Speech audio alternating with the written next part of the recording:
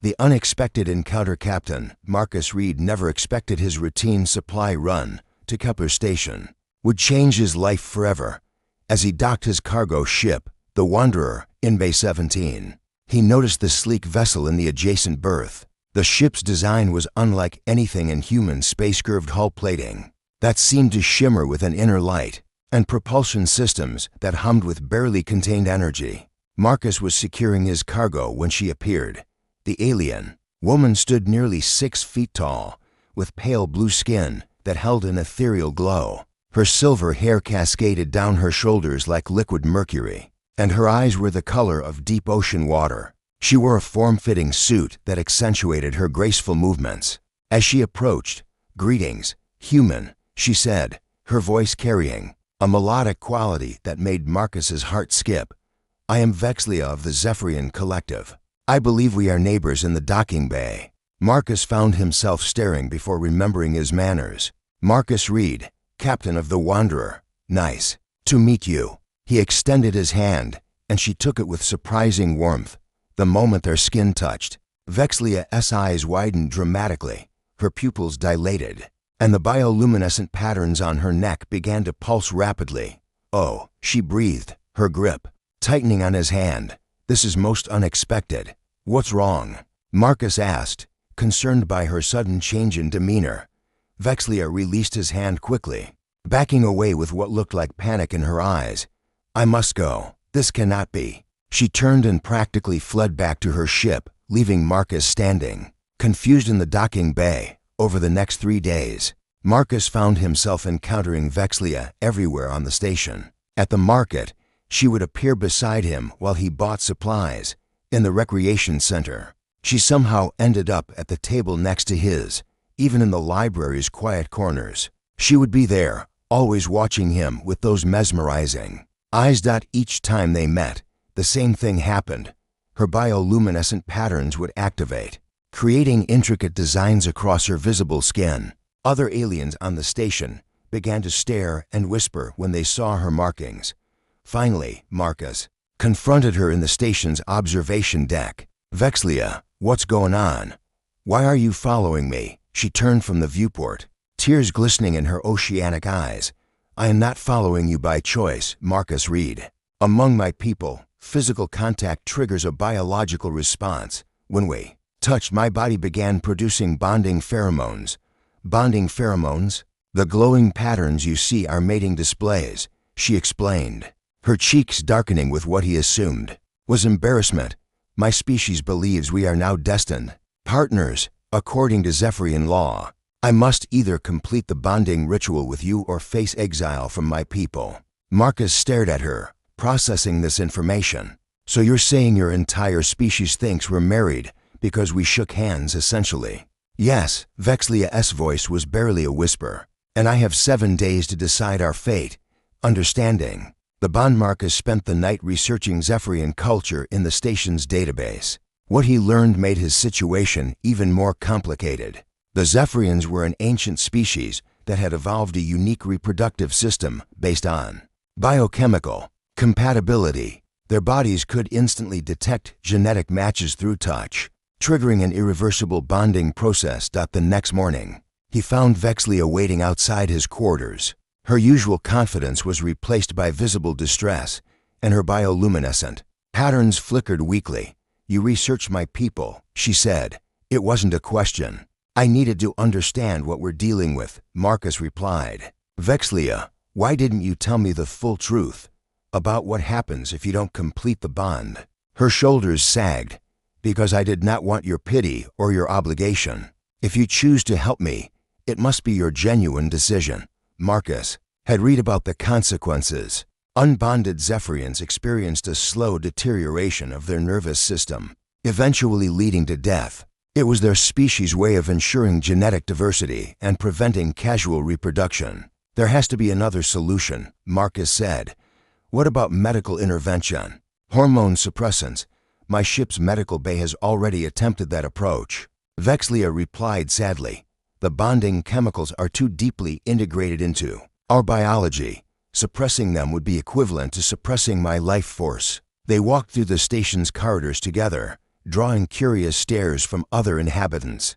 Marcus noticed how other aliens gave them a wide berth, while some nodded respectfully to Vexlia. "They think you've chosen well," she explained, catching his questioning look. "Humans have a reputation among spacefaring species." "What kind of reputation?" "Survivors, innovators. Your species thrives in impossible conditions and finds solutions where others see only problems." She paused near a viewport showing the star field beyond. "Perhaps that is why my body selected you." Marcus felt the weight of responsibility settling on his shoulders. This woman's life hung in the balance, and through no fault of either of them, he was her only hope. "Tell me about the bonding ritual," he said quietly. Vexlia's patterns brightened slightly. "It is not what you might think. The ritual involves sharing memories, experiences, and emotions. If our minds prove compatible, the biochemical bond stabilizes permanently. If not," she didn't finish the sentence, "and if I refuse, then I return to my ship and journey to the outer rim, where I will live out my remaining time in solitude." Her voice remained steady, but Marcus caught the underlying fear. That evening, Marcus contacted his sister on Earth through subspace communication. Jenny had always been his voice of reason during difficult decisions. "Let me get this straight," Jenny said after he explained the situation. "An alien woman's life depends on you participating in some kind of mental bonding ceremony, and you're asking me if you should do it. It's not that simple, Jen. This isn't just about saving her life. If the bonding works, we're connected for life. Her species doesn't have divorce, Marcus.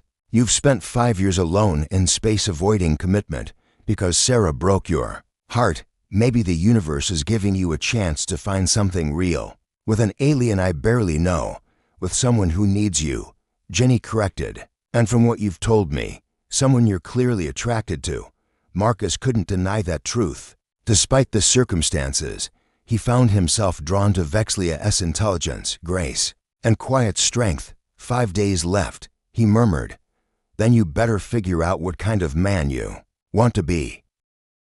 The choice mat a third day brought unexpected complications. As Marcus made his way to meet Vexlia for breakfast, he found her in the station's medical bay, surrounded by 3 other Zephyrians.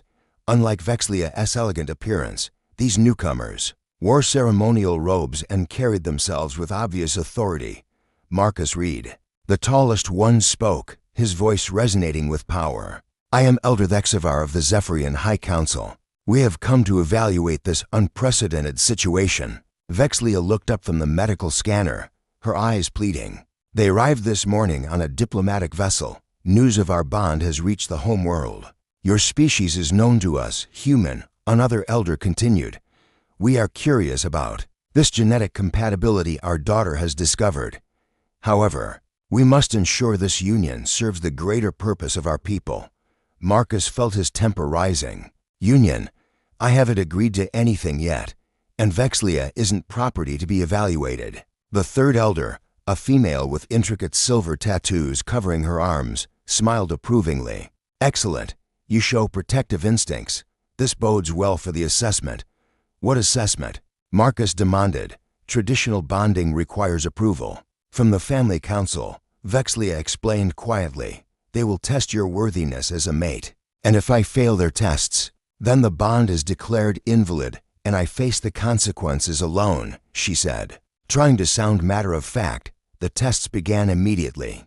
The elders subjected Marcus to mental evaluations, physical challenges, and cultural examinations. They questioned his intentions, his understanding of Zephyrian society, and his commitment to their species' values.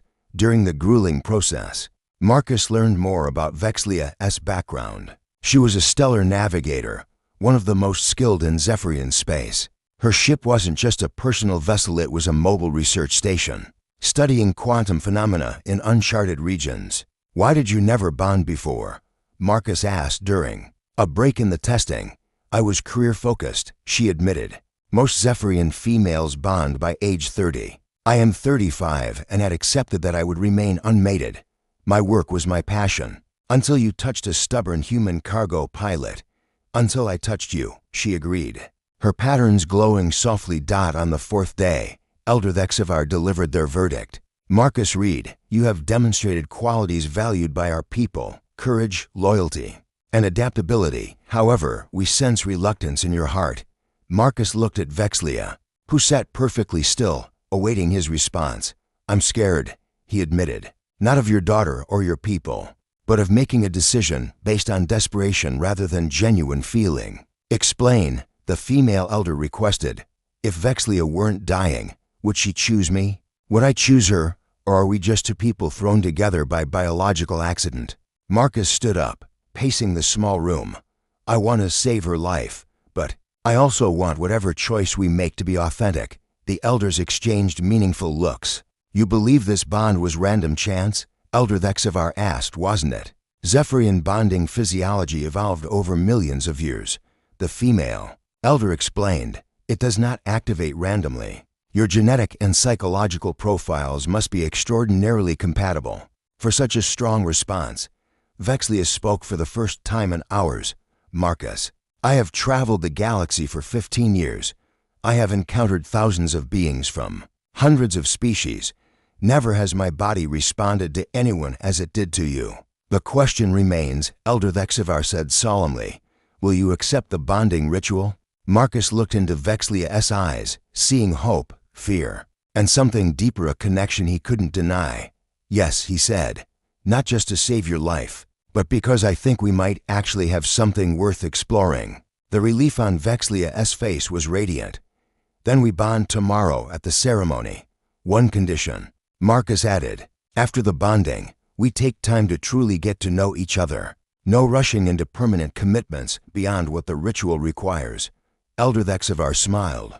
Wisdom beyond your years, human. This arrangement is acceptable. The bonding ritual ceremony took place in the station's largest conference room, hastily converted into a sacred space with Zephyrian crystals and flowing fabrics. Word had spread throughout the station, and dozens of curious aliens gathered to witness the first human Zephyrian bonding. In recorded history, Marcus wore simple formal clothes, while Vexlia appeared in traditional bonding robes that seemed to be made of woven starlight. The fabric responded to her emotions, shifting colors as her nervousness gave way to determination. Elder Thexavar began the ritual with ancient words in the Zephyrian language, their meaning translated through universal communicators. Two souls from distant stars seek to become one.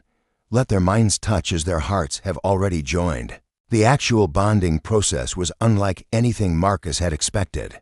Vexlia placed her hands on either side of his face, her touch warm and electric. Do not resist the connection, she whispered. Let me see who you truly are. Suddenly, Marcus's consciousness expanded. He found himself experiencing Vexlia's memories as if they were his own. He saw her childhood on a crystalline world where cities grew like coral formations beneath twin suns. He felt her wonder the first time she navigated between stars, the mathematics of spacetime flowing through her mind like poetry. In return, she experienced his memories, his farm childhood on Earth, the loss of his parents, his dreams of exploring the galaxy that led him to become a cargo pilot. She felt his loneliness during long flights between worlds, and his determination to build a life among the stars. The mental sharing went deeper than memories. Marcus experienced Vexlia's emotions, her passionate curiosity about the universe, her fierce loyalty to those she cared about, and her hidden vulnerability beneath her confident exterior. She, in turn, felt his stubborn optimism, his protective instincts, and his capacity for love that he had kept carefully guarded since his last relationship ended. Your mind is beautiful, Vexlia's voice echoed in his consciousness. So different from mine, yet harmonious. Yours is incredible, Marcus replied mentally. I can see why you fell in love with the stars. The bonding reached its climax when their deepest fears and insecurities merged. Marcus felt Vexlia's terror of dying, alone and unloved. She experienced his fear of inadequacy, of never being enough for someone he cared about. In that moment of shared vulnerability, something clicked into place. The biochemical responses that had started their journey stabilized into something stronger, genuine affection built on understanding. When they separated, both were crying. The bioluminescent patterns on Vexlia's skin had transformed into intricate mandalas of gold and silver. marking the successful completion of the bond. Elder HFY nodded approvingly. The bond is complete and true, by the laws of our people. You are now life partners.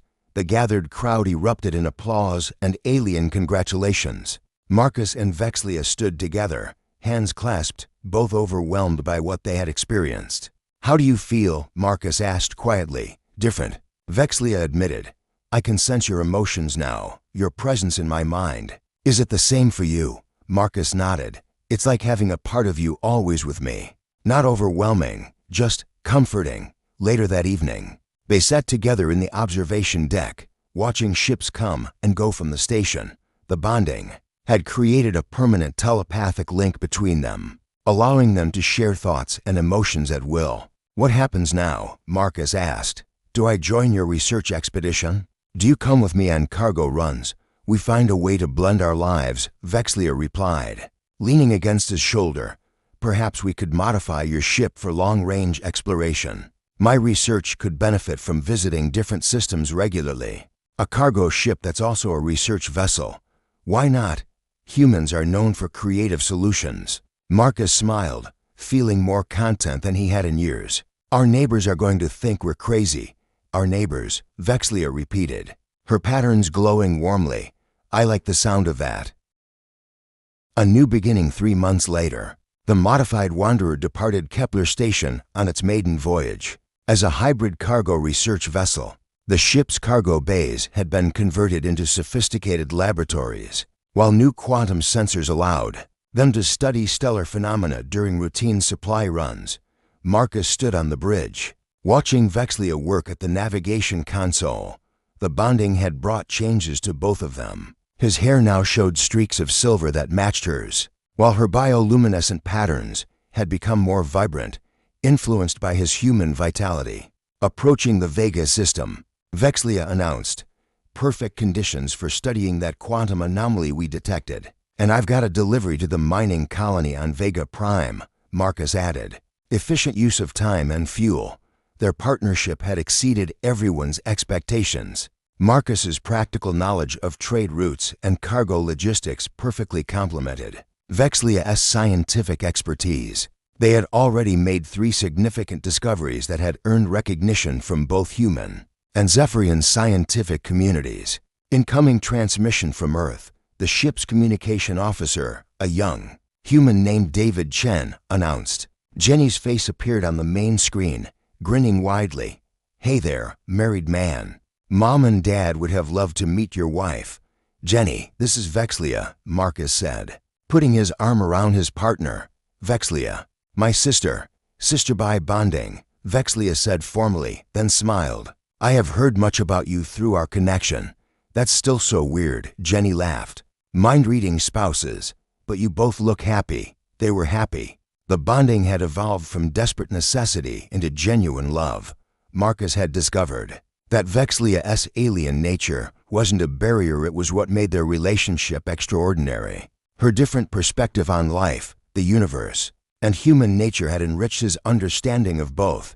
We have news, Vexlia announced, her patterns shifting to warm gold. The Zephyrian Council has approved our request to establish the first human Zephyrian cultural exchange program, which means other couples like us might have a chance, Marcus added.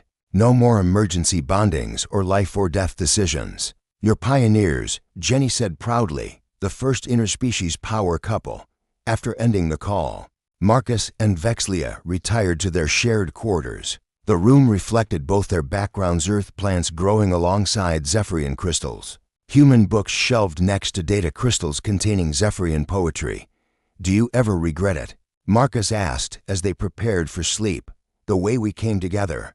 Vexlia considered the question seriously. I regret the fear and desperation we experienced, but I cannot regret the outcome.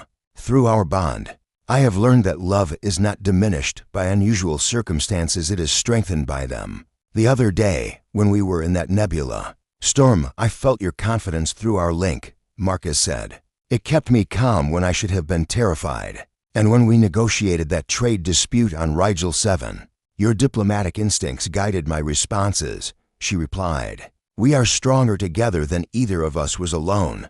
As they settled into sleep, their minds naturally linked in the gentle communion that had become their nightly ritual. Through their bond, they shared the day's experiences, planned tomorrow's work, and simply enjoyed each other's presence in the quiet of space. Surrounded by stars that no longer seemed lonely or distant, Marcus reflected on how drastically his life had changed. He had gone from a solitary cargo pilot to half of the galaxy's most unusual partnership. "Sweet dreams, partner," he whispered. "Dream of stars, my love," Vexlia replied, her patterns fading to a soft blue glow as sleep took them both outside. Their viewport, the universe continued its eternal dance, but for Marcus and Vexlia, they had found their place in it together, exploring the infinite possibilities that lay ahead for two species, learning to understand that sometimes the best neighbors become the most extraordinary partners. Their story had become legend on dozens of worlds, proof that love could bloom in the most unexpected circumstances, that compatibility could transcend species, and that sometimes what begins as a desperate solution can evolve into the greatest adventure of two lifetimes. The Wanderer continued through space, carrying its unlikely crew toward new discoveries, new challenges, and new chapters in the ongoing story of human adaptability and the power of connection across the stars.